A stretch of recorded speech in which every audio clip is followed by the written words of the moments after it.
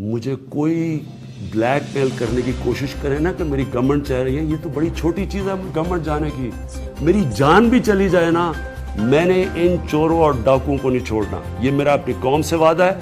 ये मैं अल्लाह को कह के आया था कि मैंने कहा अल्लाह मुझे एक मौका दे दे, एक मौका दे। जो इन्होंने मेरे मुल्क के साथ किया, मैंने इनको किसी सूरत नहीं छोड़ना। जितना मर्जी शोर मुझे असेंबलियों में, ये असेंबलियों में मुझे गालियां बुरा भला कह रहे हैं, जिस तरह कि मुझे फ़र्क पड़ जाएगा।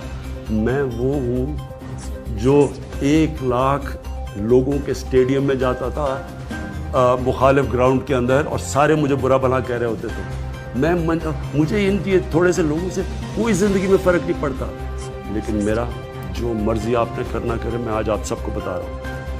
एक एक को मैंने जिसने इस मुल्क को नुकसान पहुँचाया, इंशाल्लाह मैं आपको नहीं छोड़ूंगा, क्योंकि मुझे पता है मेरे लोगों के ऊपर क्या गुजर रही है।